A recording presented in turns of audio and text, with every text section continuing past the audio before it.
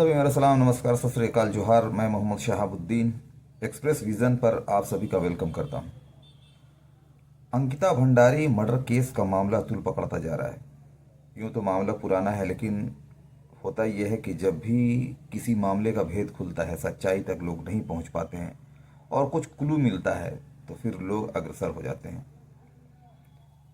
और एक आम आदमी अगर कोई अपराध करे तो इतना तूल नहीं पकड़ता है, लेकिन जब सरकार से संबंधित आदमी कोई इस तरह का केस करता है, इस तरह की घटनाओं को अंजाम देता है, तो इसका मामला जो है वो तूल पकड़ता है। उत्तराखंड में लगातार प्रोटेस्ट जारी है। वह धामी सरकार है, बीजेपी की डबल इंजन की सरकार है। और इस केस में भी जो नाम सामने आ रहा है वो बीजेपी का एक बड़ा चेहरा, ये सभी लोग अच्छी तरह जान रहे हैं। मैं जो बातें कहने वाला हूँ वो एक तरह से सोशल मैसेज है, सोशल बातें हैं। बेटी चाहे मुस्लिम की हो, क्रिश्चियन की हो, सिख की हो, हिंदू की हो, बेटी बेटी है। हमारे देश में तो लगातार अभियान चालू है, बेटी पढ़ाओ बेटी बचाओ। लेकिन जब इस तरह के मामला सामने आते हैं और सच्चाई जब सामने आने वाली होती है तो उसे दबाया जाता है।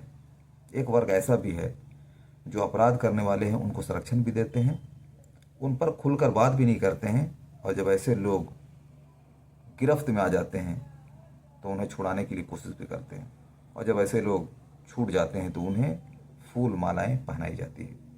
इससे क्या होता है कि जो अपराध करने वाले हैं उनका बल और बढ़ जाता है। बहरहाल अंकिता मर्डर केस जो है, जिस तरह का मामला सामने है और इसमें जो बड़े बड़े बड़े चेहरे आ रहे हैं, ये बेनकाब होना ज़रूरी है।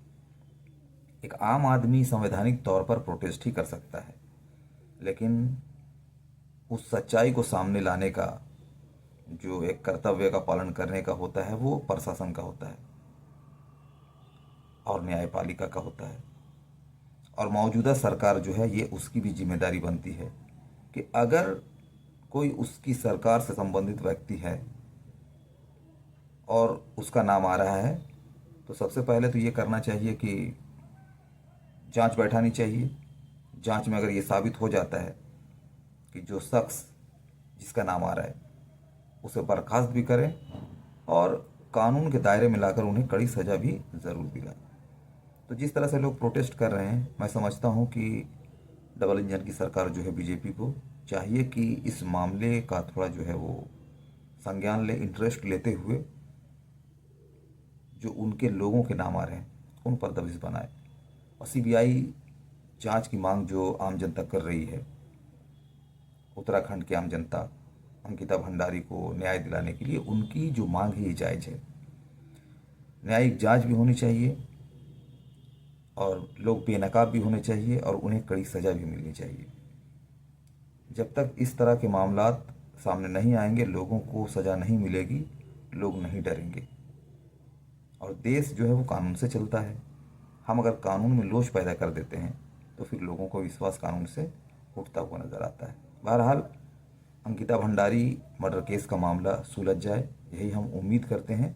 और सीबीआई जांच वाकई सरकार को करानी चाहिए, और जो भी इसके पीछे हैं, जो भी नाम, उनका पर्दाफाश होना चाहिए और उन्हें कड़ी से कड़ी सज़ा ज़रूर मिलनी चाहिए। जय हिंद, जय भारत।